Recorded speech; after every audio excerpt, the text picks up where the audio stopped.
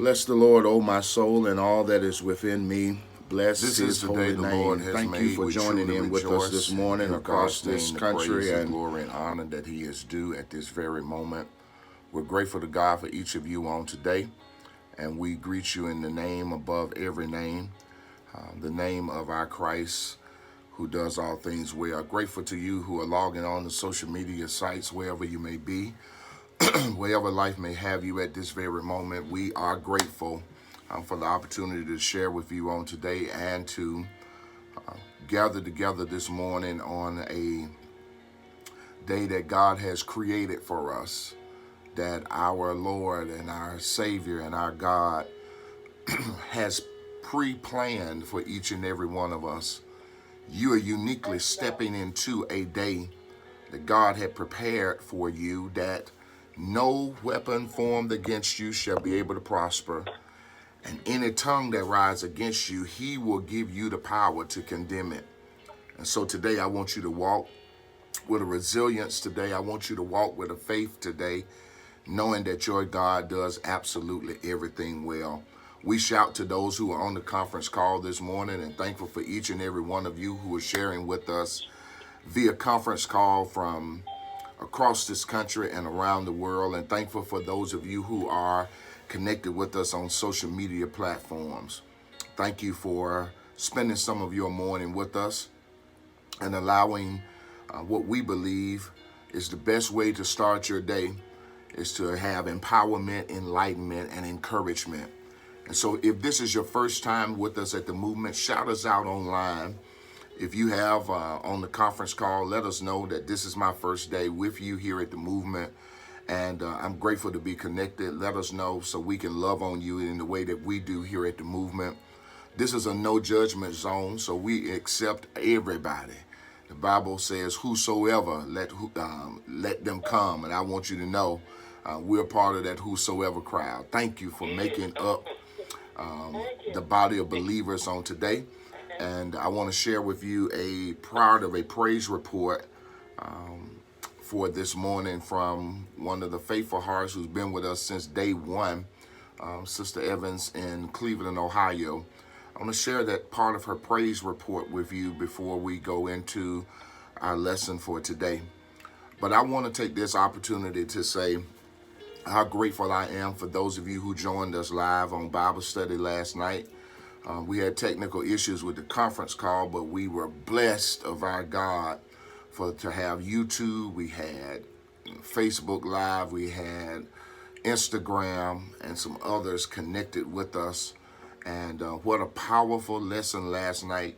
Christ's cure for the crisis of racism. And what a time we had last night. If you have not been able to check it out, I want to challenge you, those of you on Instagram, go to IGTV right there on Instagram.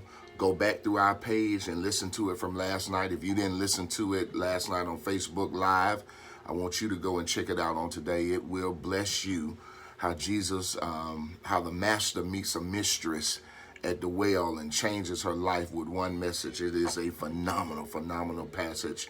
How Jews and Samaritans yet have hatred for one another. But if Jesus can give us the cure for racism, surely we ought to be able to implement it in today.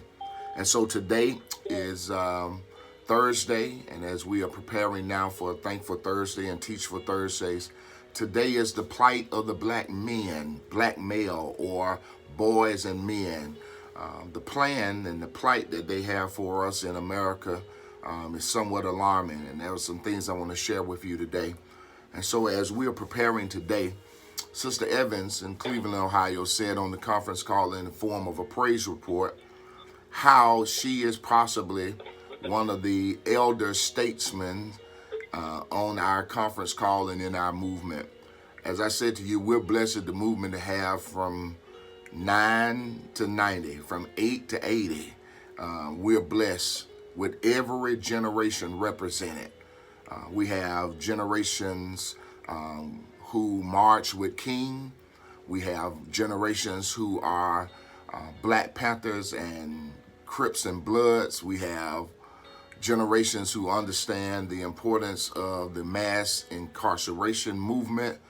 And we have our Generation Zens and Millennials and Generation X who are with us even now. And so when God blesses you to have voice to speak to multiple generations, you take advantage of those opportunities. She said, being one of our senior statesmen from her vantage point, she said, I want to encourage and say a word of thanks to all of these young people who are taken to the streets in a very positive way, who are protesting peacefully across this nation and around this world. But she said something unique. She said the resilience that they have, the stick-to-itness, the focus that they have, that most times 15 seconds of fame and then we blow to the next very thing. But these young people and our protesters of all ages have dug their heels in, and we're saying, no, we are not turning back. We are not growing back. And I believe that is the spirit of a Martin King. I believe that is the spirit of a Malik El Shabazz. I believe that is the Malcolm in us. I believe that is the spirit of a Marcus Garvey, Stokely Carmichael. I believe it is the Fannie Lou Hamers that is speaking to us, the Angela Davises, the sisters who have come and given their time in this movement. And now it is your time. And I want to say to you, in this hour, we're living in a time where you are going to have to decide which side of this systemic racism you're on. Because if you are not a part of the solution, you are a part of the problem. Drew Brees found that out yesterday. And I said to God, and how much so can you have the movement's finger on the pulse of what's happening in the world today? It seems like every day God is confirming for us here at the movement what is taking place in this country that we live in. And Drew Brees, the quarterback of the New Orleans Saints, made a powerful statement about how he feels about the American flag and kneeling for that American flag and how he is against it and against anyone who does it. And he is now being vilified and attacked from all circuits and sectors. And people have their right to vent and say whatever they desire. But I want you to know we made reference yesterday about prejudices and bigotry and discrimination. I told you about the coach for the Denver Broncos who said there is no racism in the NFL. There's no discrimination in the NFL. He had to come back and retract that last night. And yesterday come out and issue an apology to his team as well as the NFL as well as to the public that he was speaking from a place of privilege. And when I tell you, when you speak from a place of privilege, you only see it your way. If your pain, if my pain cannot be expressed in your particular privilege, you're taking advantage of me. And so sometimes it behooves us to take a back seat. Sometimes it behooves us to understand what someone else is going through. When will you stop today? I want to challenge you in your day. I want you to pause today and put yourself in the shoes of the person that you passed today who is hungry, the person today who is destitute, the person who does not have anywhere to live, who's homeless. I want you to place yourself, I want you to attack the privilege that's in you. Because most of you, you're listening to me now, you're in the comfort of your home, or you're riding in your car, you're at work, or you have the creature comforts around you. But I want to challenge you today to put yourself in someone else's shoes on today. Somebody is diving in a garbage can, in a dumpster to get their meal. Their breakfast this morning is something that somebody has thrown away. And you got food in your refrigerator and your cabinets. You got a deep freezer. You got another refrigerator in another part of the house. So food is not your issue. Some of you got a home. Some of you got several homes. So housing is not your issue. You got clothes galore, upstairs, downstairs, storage. So clothing is not your problem. But there are some in this world in which we live in who do not have anything. So I want to thank Sister Evans for sharing with us on today. Such a powerful, powerful testimony. And I want to say to our young people, I want to say to our protesters, don't be weary in well-doing. For in due season, we are reaping. We're reaping now. Many of you who went to sleep last night and woke up this morning to the shouting news that all 4 of these officers have now been charged.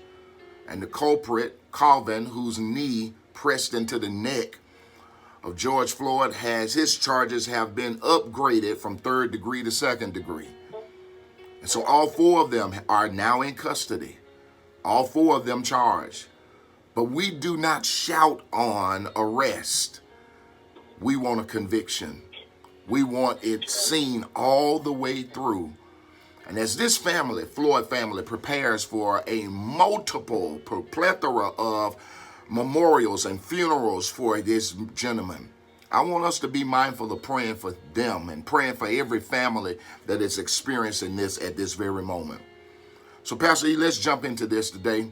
Our topic for this week has been phenomenal, dealing with systemic racism. It has taken us on a roller coaster ride. It has allowed us to deal with not only racism and prejudices and how we are subject to violence. We're dealing with the plight of the black male on today. And as we're dealing with the plight of the black male, here's something I want to share with you immediately.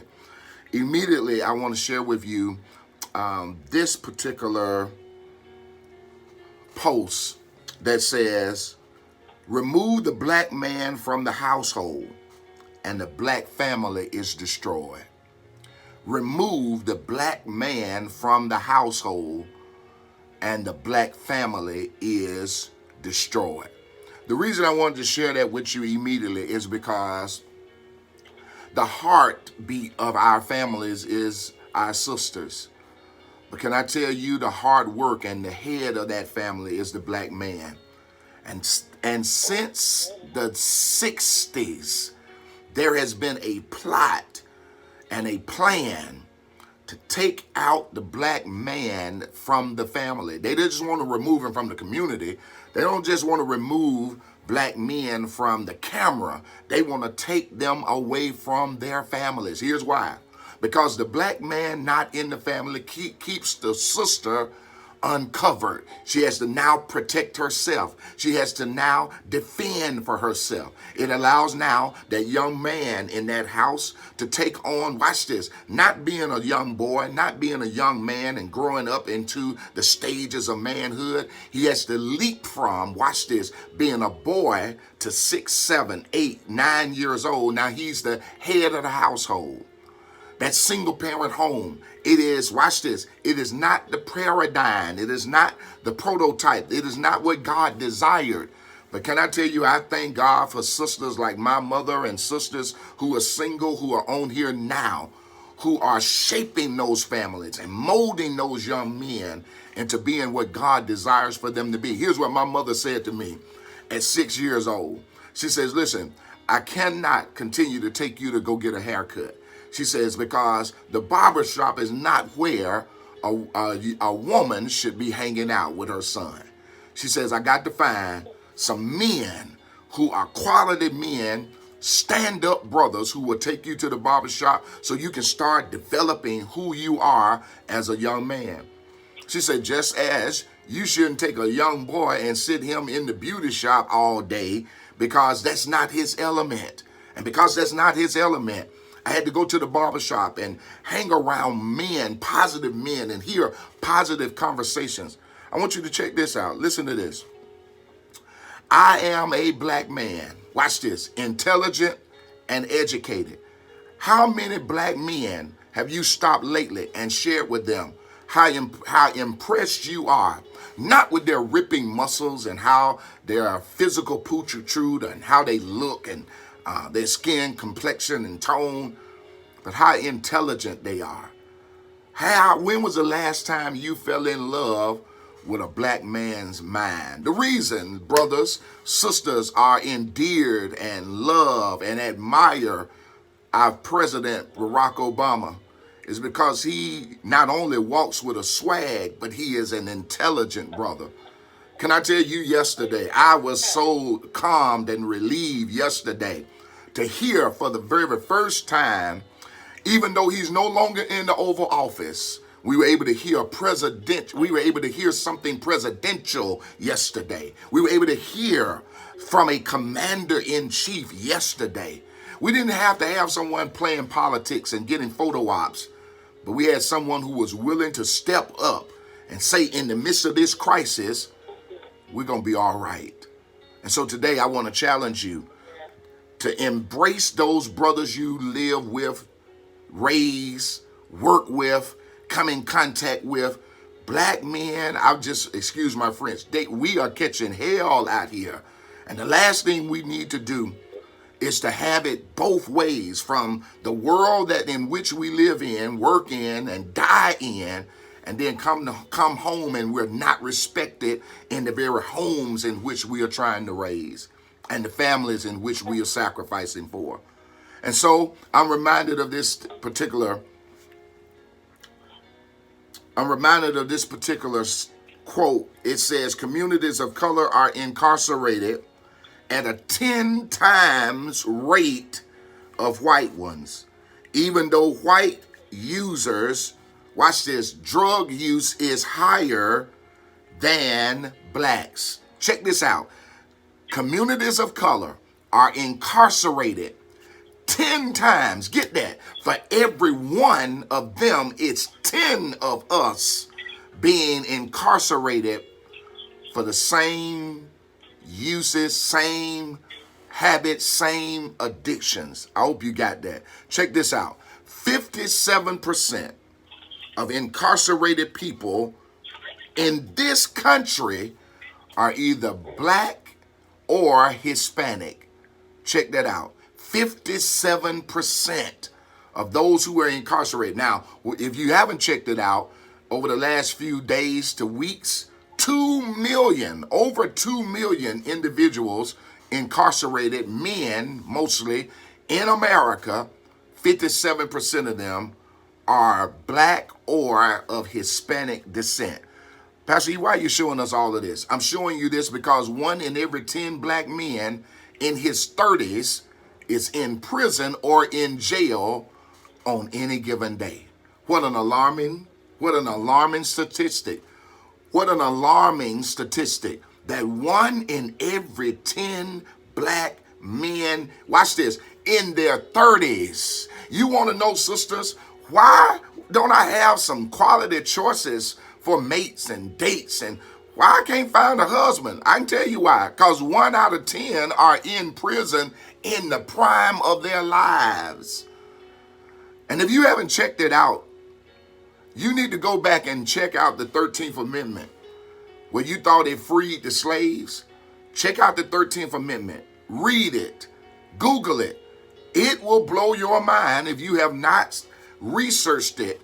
And it hadn't changed. It was there as a ploy, as a plight to the black man, because he knew that if he could destroy the black brother, he could destroy the black family.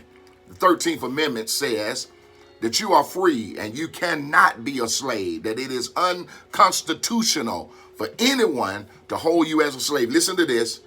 Only if you commit a crime. If you commit a crime, and I'm talking about the pettiness of crimes, you can be treated just like a slave. Check this out.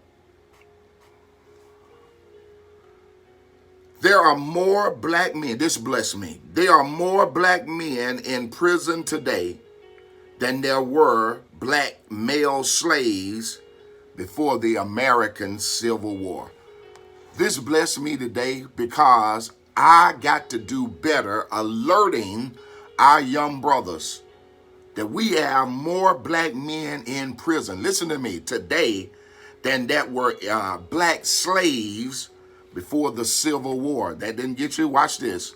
The next one helps me to see this. If you are neutral on situations of injustice, you have just chosen the side of the oppressor. Today, you have to make a choice. And black men need you today. We need you today. We are going to prison at steady rates. And it is not a happenstance. It is the plight. It is the ploy. It's the plan of the enemy to remove us from our families.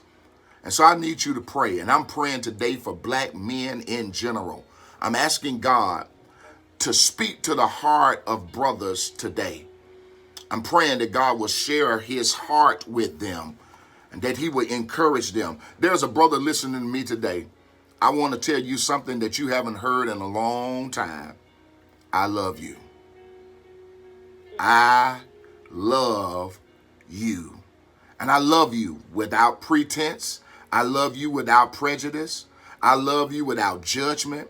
I love you, brother, because, watch this, you are me and I am you. I love you today for everything you did right, and I support you and help you and assist you in all the things that you did wrong. Nobody gets it right all the time, but somebody can agree at sometimes someone needs encouragement, appreciation.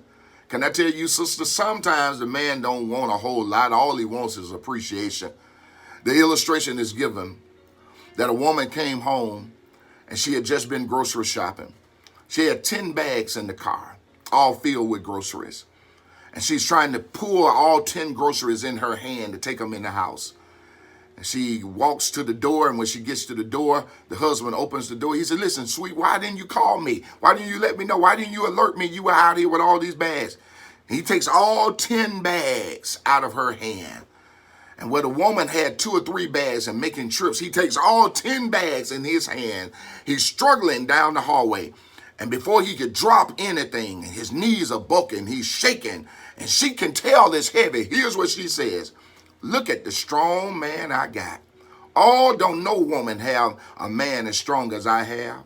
She starts stroking that man's ego. She starts speaking to the heart of that man. And before long, his knees got straight. Before long, the shakes left. His back became erect. That man carried the 10 bags of groceries, threw them on the table. He went outside, wanted to pick the car up, wanted to pick the house up because of her encouragement to him.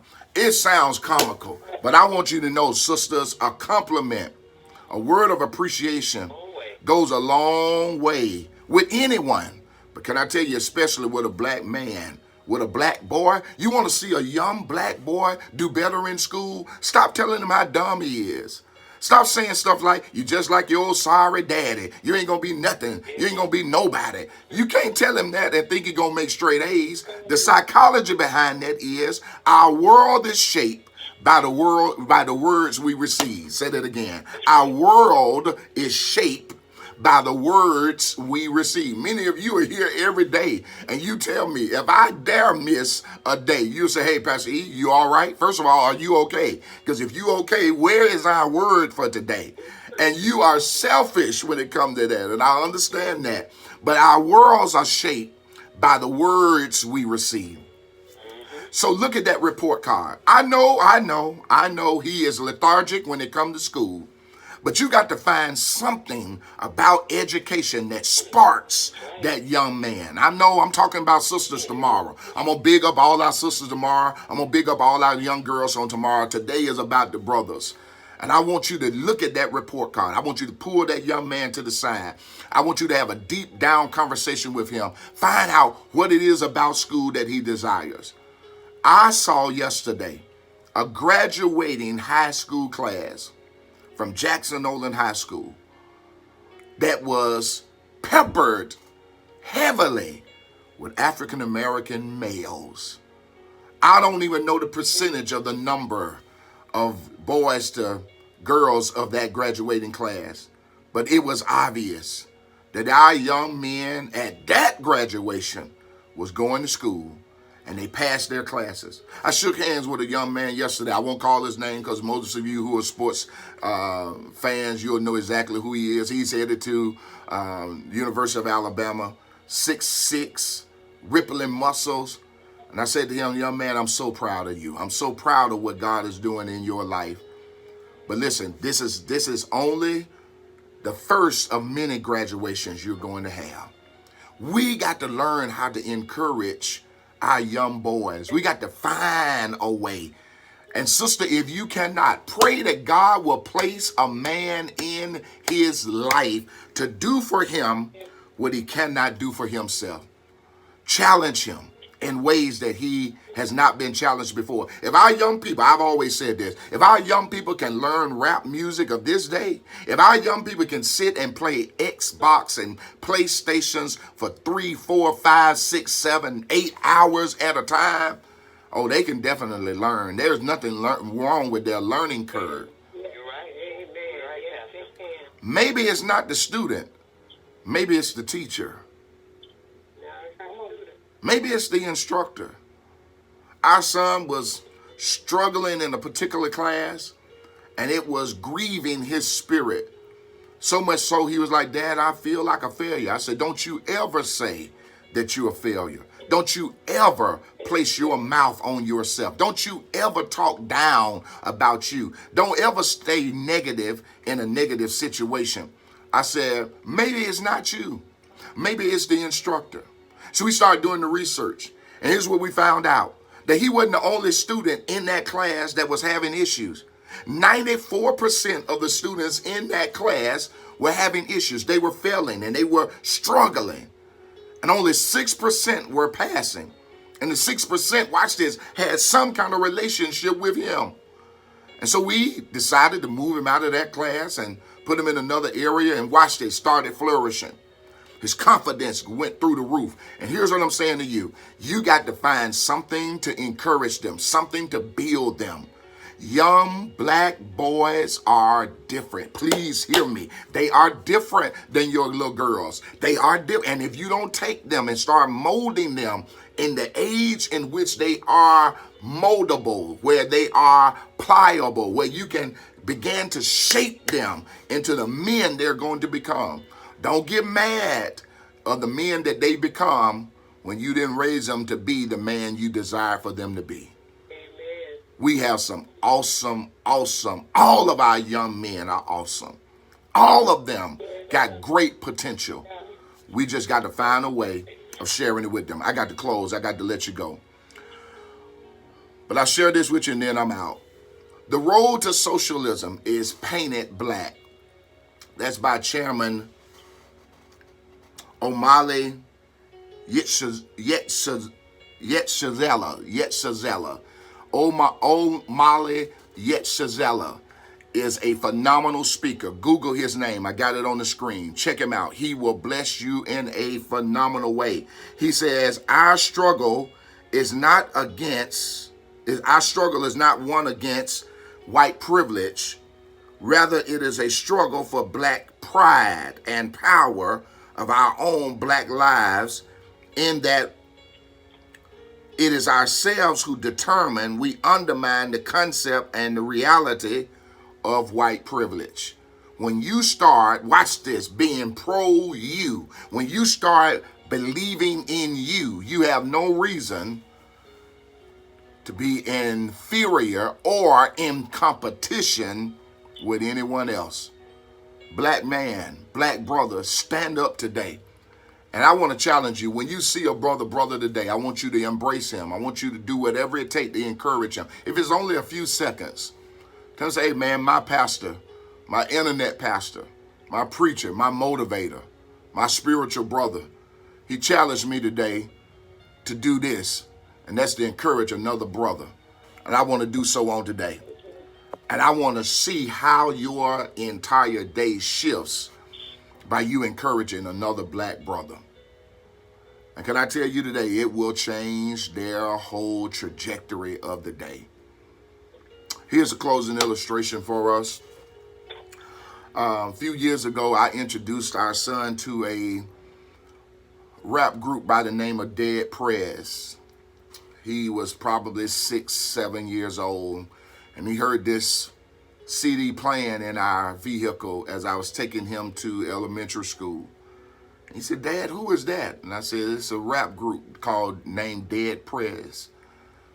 And he started listening intently to that music. It has shaped the conscious rap at 6, 7 years old, shaped his mindset as a 20-year-old even now. One of these songs by Dead Prez has an introduction called Wolves. And in it, they have Chairman Omali Yetzazula. He says, in indigenous countries, he's told that hunters go out to catch wolves.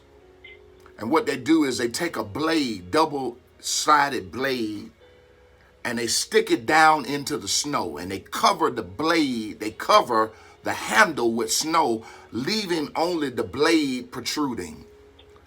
And as that blade is protruding, they sprinkle a little blood on the blade. And when the scent of that blood hits the nostrils of those wolves, the wolf comes and he licks the blade. And when he licks the blade, trying to satisfy his hunger, he cuts his own tongue in the process. And while he thinks he is licking the blood from someone else, he is literally licking his own blood, ultimately causing his own demise, because the more he licks the blade, cutting his own tongue, and cannot take in blood as quickly as he is expelling blood, he dies. And the thing is, we get mad with the wolf for licking the blade and cutting his tongue, when we should be mad. Dead Prez and Chairman O'Malley says we should be mad with the one who planted the blade. He said our problem is not the young black brothers on the corner and those who are culprits in our community, but we need to be mad with those who come into our communities and shape them in such a powerful way.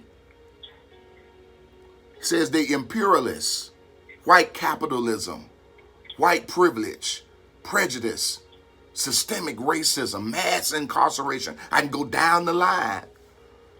We got young black men sitting in prison, not because of drug, watch this, possession, but because of drug addiction. And if we could treat certain conditions as addictions, why can't we treat them all? But if your plight is to remove the brother from the family, knowing that the destruction of the family comes when you remove the black man from it, then they have won. Let's celebrate them. I know countless brothers who are in Donaldson Correctional Facility, 1,700 of them. The auditorium, the sanctuary, the chapel is packed. Standing room only whenever I'm there to say a word and to share with them. And I leave with tears rolling down my face because many of them I'll see again when I come back. Most of them who on death row never will get out. Can I tell you, we must take up that mantle. George Floyd has not only a daughter who they have paraded over and again across the media, but he has a son. He has a son who spoke yesterday with pain and said our family is now getting some kind of justice with these 4 men being brought and being arrested. We're looking for a conviction. So let's raise our young men to be warriors. As my son is getting out of the car at 6 years old to go into his first grade class, I said to him, Christian, what are you going to be when you grow up? Where are you going to college? He said, Dad, I don't know. I'm 6 years old. I don't know where I'm going to college. I don't know what I'm going to do at 6. I said, you probably don't know what you're going to be or where you're going to go to college, but you ought to know you're going. And every morning from 6 years old to high school, I would ask him every day before he leaves home, what you going to be today? Where are you going to college? And I began to shape the world he's in by the words that I was sharing with him. I could only imagine where he would be and our other young men that God has blessed us to speak into their lives if the words God gave us was not given to them. Don't hold back today. Encourage some black brother today. I'm telling you, it will make a difference. I want to pray for him now. Let's go to God. Father, we thank you and honor you for all that you have done for us, all you're doing. and all you promised to do in our lives. I thank you for every blessing that you have provided. And now, God, because of the blessing of relationship, I thank you for every brother that you have allowed us to have contact with. I lift up every young black boy, every young black man, every black male today. I ask, God, that you would surround them with your strength, that you would give them insight and intel, that you would guide them and order their steps according to your word. I pray today that whatever pressures of life that are upon them, that you, God, will relieve them even right now. That, God, you would give them not only intelligence, but you would give them wisdom. I pray, God, that we become our brother's keepers. I pray now that in the midst of this pandemic of violence and virus, that you will silence black on black crime. Help us to stop shooting each other. Help us to stop killing one another. Help us to stop taking from one another. Help us to be supportive of one another. I pray today for the sister who's raising a young black boy by herself, that you would be her strength even right now. Surround her with options of other brothers who will help her to raise that young warrior. I pray today for every young man who is rebellious. I pray for every father whose relationship with his son is not what it should be, that you will heal it, that you will make it what it desires to be. I pray that you will not lead them down the same path that you have led, that you will lead them into the places of destruction that you have found. Help them to be better than you. Help them to be a better man than you are. And I pray, God, that you would raise up grandfathers and uncles, that you will raise up these gentlemen in the community who will surround them with the strength that they need, that they will speak to their pain. There is so much pain in the black man. I pray, God, that you would speak to that pain and allow that warrior to come forth. And I pray, God, as we're praying for those who are in the street, the protesters who are peacefully, keep them in a spirit of unity. Keep them on the path. Keep them focused. And we look to you, the author and finisher of our faith. You're the God who does absolutely everything well. It's in the powerful name of our Christ that we do pray. The people of God shout it together. Amen.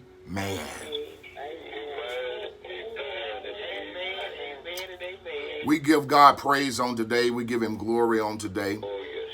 And can I tell you, although it's not ideal, it can be done. It can be accomplished. I know another sister who raised a boy of color on her own.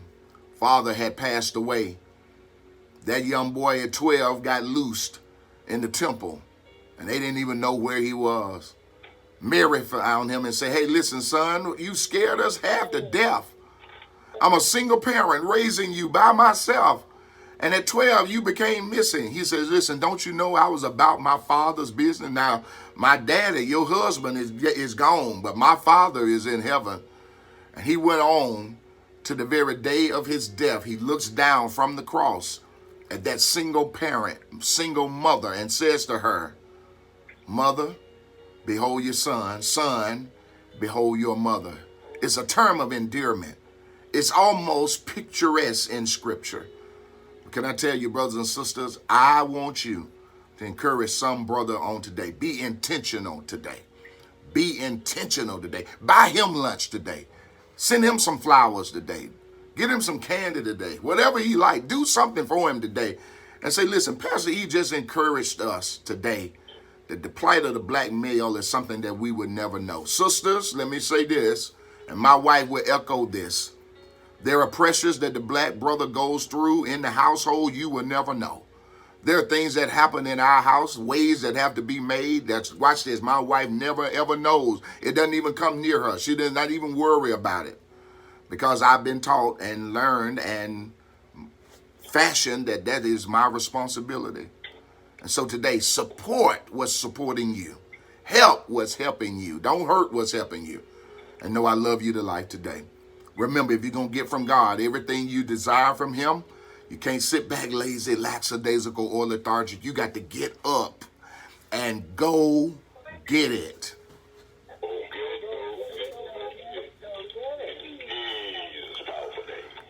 get it, go get it, go get it in Jesus' powerful name. Listen, Brother Terry, I thank you so very much for your melodious voice. It blesses me every day to have the wisdom of a Brother Terry on this line. It speaks volumes to the movement itself.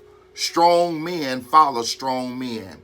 Weak men follow anybody. Hear me. Strong men will only follow strong men. Weak men will follow anybody.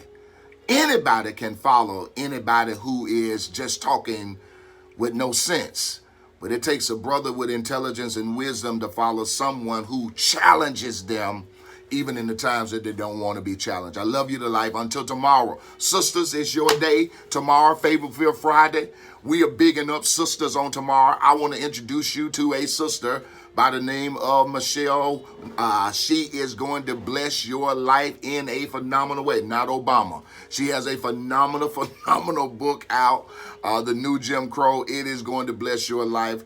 We got Maya Angelou on deck tomorrow. We got some other wonderful sisters of color who are going to speak to your heart. And I want you to be blessed. We're praying for sisters tomorrow, young girls, our young girls and our sisters tomorrow. Don't miss it. I love you to life. Share this with as many people as you can that you know who need it. Go get it.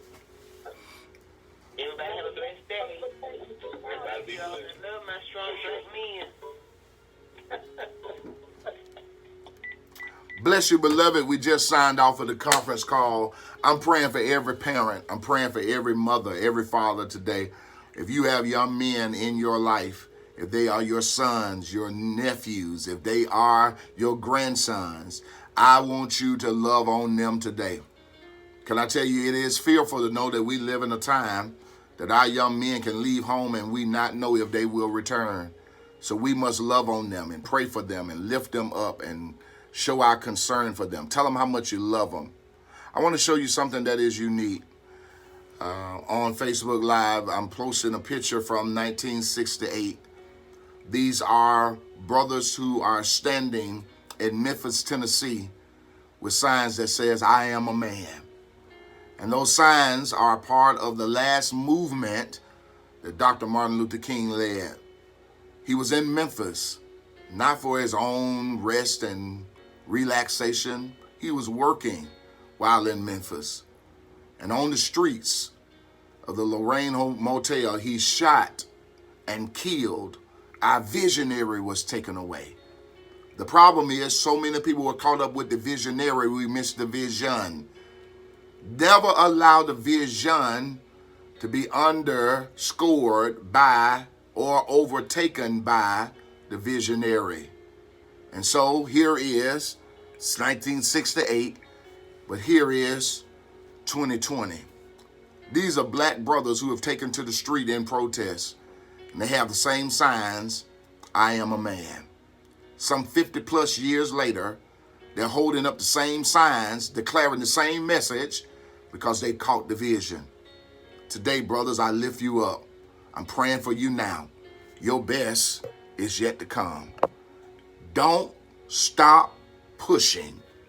Know somebody's praying with you right now. I'm side by side with you, brother. I'm running up and down the sideline of your life, and I'm shouting to you, don't give up, don't give in, that the best is yet to come. Remember, your word for today, go get it.